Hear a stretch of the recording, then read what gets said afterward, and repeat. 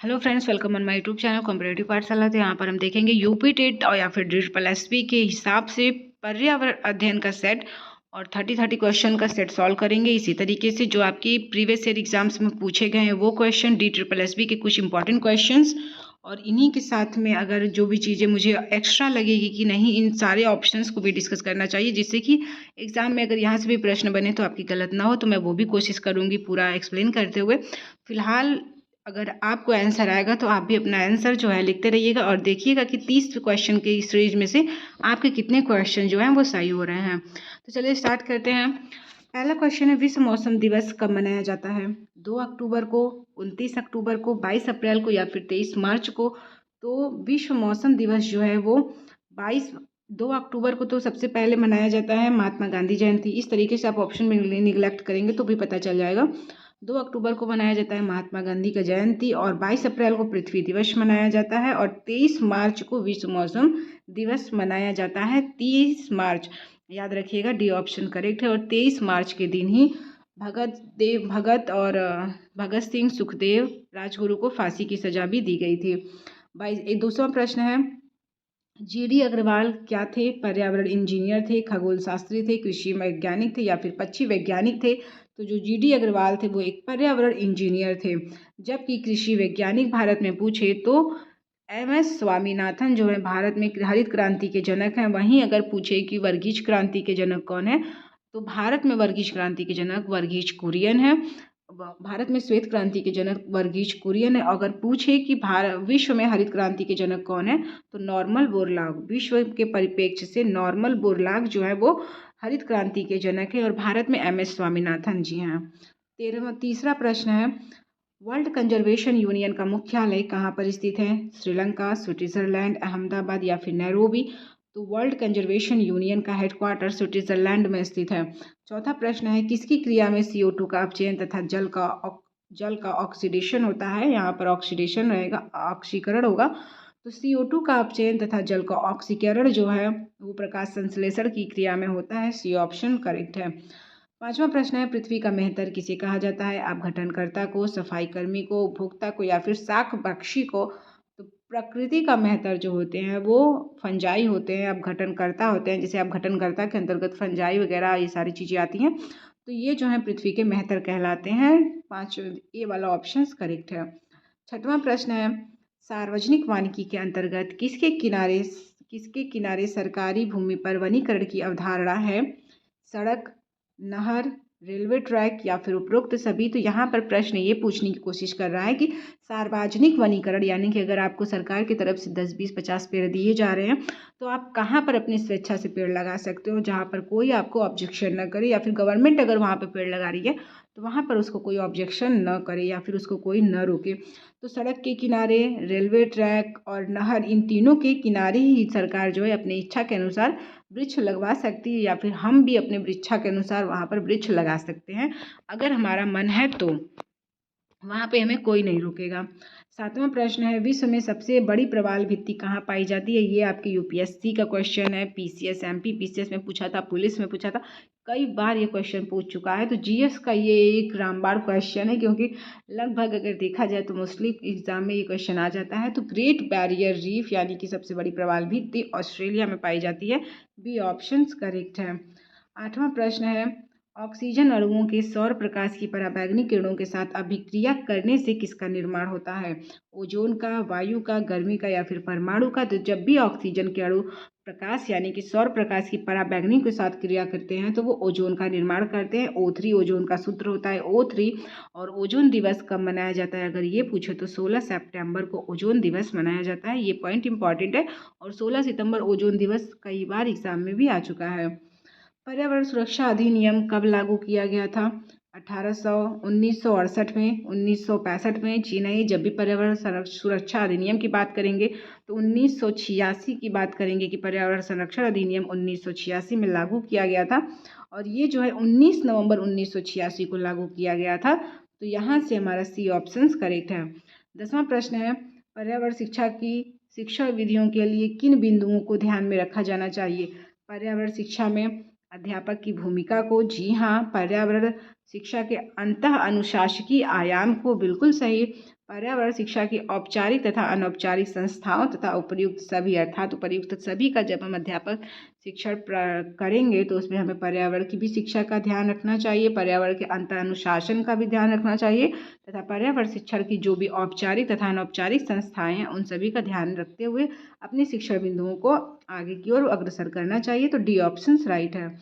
11वां प्रश्न है, ध्यान गंगा वन्य जीव अभ्यारण्य कहाँ पर स्थित है? महाराष्ट्र में, उत्तराखंड में, उत्तर प्रदेश में या फिर हिमाचल प्रदेश में? तो जो ध्यान गंगा वन्य जीव अभ्यारण्य है ये आपके महाराष्ट्र में स्थित है। अगर ये पूछे कि इस तरीके से महाराष्ट्र जो है समुद्र के साथ सीमा साझा करता है, यानी कि अरब सागर के साथ सीमा साझा करता है, और महाराष्ट्र के उत्तर में गुजरात है, महाराष्ट्र के पूर्व में इस तरीके से देखा जाए कि महाराष्ट्र के पूर्व में जो है छत्तीसगढ़ आता है, महाराष्ट्र के उत्तर में आपके गुजरात और मध्य प्रदेश दोनों है, पूर्व में छत्तीसगढ़ है। अगर दक्षिण में देखा जाए तो तेलंगाना तथा कर्नाटक और गोवा के साथ सीमा साझा करता है महाराष्ट्र। और यहीं पर एक और पूछता है, वाल्मीकि नेशनल पार्क कहाँ है? वाल्मीकि का अगर पूछे तो वो बिहार में स्थित है। 12वां प्रश्न है, भारतीय वन्य जीव संस्थान कहाँ स्थित है? कोलकाता में, नई दिल्ली में, देहरादून में या फिर भोपाल में? तो भारतीय वन्य जीव संस्थान जो है वो देहरादून में स्थित है। सी ऑप्शन करेक्ट है। 13वां प्रश्न है, इनमें भारत का पहला चिपको आंदोलन किसे भारत का पहला चिपको आंदोलन कहते हैं? तो जब चिपको आंदोलन स्टार्ट हुआ था तो उस समय बिश्नोई आंदोलन और खिजड़ी आंदोलन दोनों स्टार्ट हुए थे। तो खिजड़ी आंदोलन का संबंध राजस्थान से है जबकि बिश्नोई आंदोलन का संबंध उत्तराखंड से है। तो यहाँ पर ए और बी दोनों ऑप्शंस करेक्ट है। 14वां प्रश्न है, Bombay natural history society Mumbai में 8 प्रकृतिवादियों द्वारा कब प्रारंभ किया गया था? ये जो है आपका 15 सितंबर 1883 को प्रारंभ किया गया था।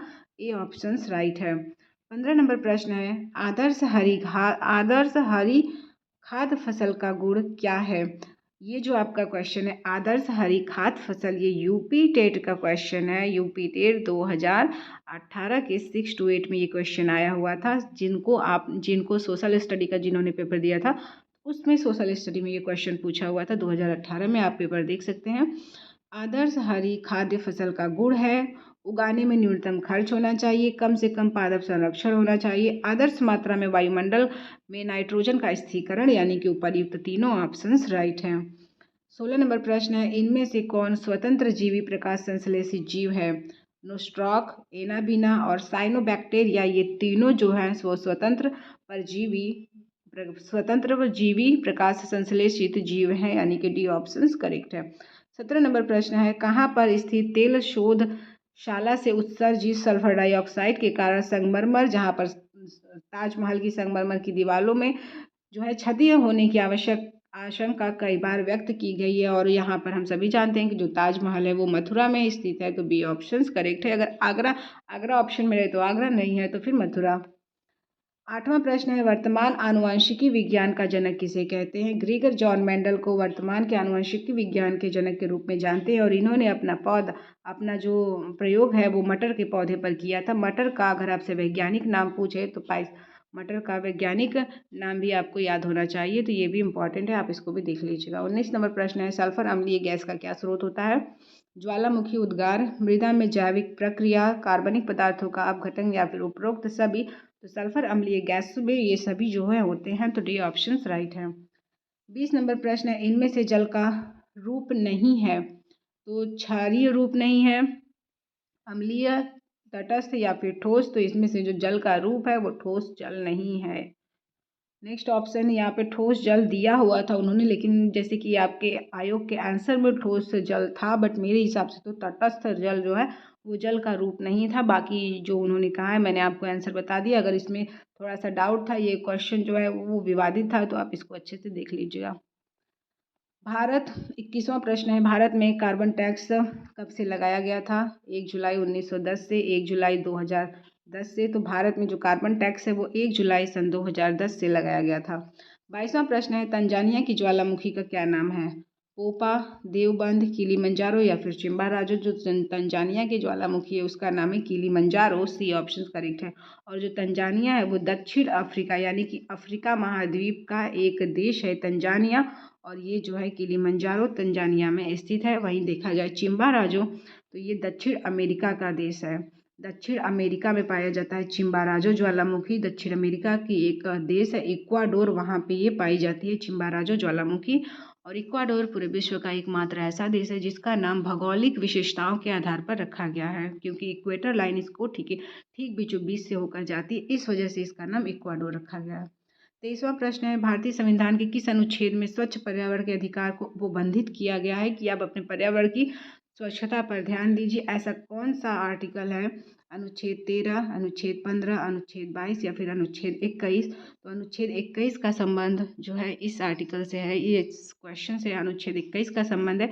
वहीं आपसे ये भी प्रश्न पूछता है कि प्राण एवं दैहिक स्वतंत्रता का अधिकार किस में है? तो अनुच्छेद 21 में है। पानी पानी का अधिकार किस में है? तो अनुच्छेद 21 में है। जीने का अधिकार किस में है? तो अनुच्छेद 21 के अंतर्गत ही है। नेक्स्ट क्वेश्चन है, मिनी माता व्याधि का मुख्य कारण क्या है? आर्सेनिक, सीसा, पारा या फिर कैडमियम? तो पारा की अधिकता के कारण, पारा की विषाक्तता के कारण मिनी माता रोग होता है। 25वां प्रश्न है, अंटार्कटिका के ऊपर सबसे अधिक ओजोन क्षरण का कारण क्या है? ध्रुवीय भंवर या फिर सक्रिय क्लोरीन का प्रभाव, ध्रुवीय समतापीय मंडलीय बादल या फिर उपरोक्त सभी? तो ये सभी जो है वो अंटार्कटिका में ओजोन परत के छिद्र के लिए कारण बन गए हैं। 26वां प्रश्न है, यूवी यानी कि अल्ट्रावायोलेट बी विकिरण से मानव स्वास्थ्य पर कैसा प्रभाव पड़ता है? त्वचा कैंसर में भी वृद्धि होती है और प्रतिरक्षा तंत्र भी कमजोर होता है। मनुष्य दीर्घायु नहीं होता है। सी ऑप्शन का इनकरेक्ट है। ए तथा बी दोनों ही ऑप्शन सही है, इस हिसाब से डी ऑप्शन राइट है। 27वां प्रश्न है, भारतीय वनस्पति सर्वेक्षण क्षेत्र नहीं है, इनमें से कौन सा? तो जो तटीय क्षेत्र है ये आपके भारतीय वनस्पति सर्वेक्षण का क्षेत्र नहीं है, तो सी ऑप्शन राइट है। 28वां प्रश्न है, गैर परंपरागत ऊर्जा स्रोतों की स्थापना कब की गई थी? ये इंपॉर्टेंट क्वेश्चन है क्योंकि ये आपका डेट वाला है। अगर आया तो ठीक ठीक, नहीं तो आपको तुक्का मारने की ही नौबत आने वाली है। फिलहाल यहाँ पर मेरा जवाब है, गैर परंपरागत ऊर्जा के स्रोतों की जो स्थापना है वो 1982 में की गई थी। ये ऑप्शन राइट है। 29वां प्रश्न है, गिर सेर परियोजना कहाँ पे अवस्थित है? मध्य प्रदेश, गुजरात, बिहार या फिर कर्नाटक? तो जो गिर सेर परियोजना है वो आपके गुजरात राज्य में स्थित है, बी ऑप्शन राइट है। 30 नंबर प्रश्न है, ग्रीन हाउस प्रभाव के परिणाम क्या है?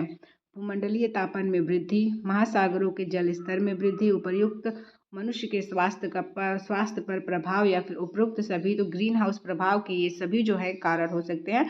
जैसे कि ग्रीन हाउस प्रभाव से अगर ग्लोबल वार्मिंग यानी कि हमारे वातावरण जो है वो गर्म होगा तो ग्लेशियर पिघलेंगे, जब ग्लेशियर पिघलेंगे तो फिर महासागरों के जल में वृद्धि भी होगी, तापमान तो वृद्धि हो ही रही है और उसका हमारे मनुष्य के स्वास्थ्य पर भी प्रभाव पड़ता है। तो इस हिसाब से उपयुक्त तीनों ही ऑप्शंस करेक्ट है, यानी कि डी ऑप्शंस करेक्ट है। तो इस तरीके से हमने मोस्ट 30 क्वेश्चन डिस्कस किया यहाँ पर।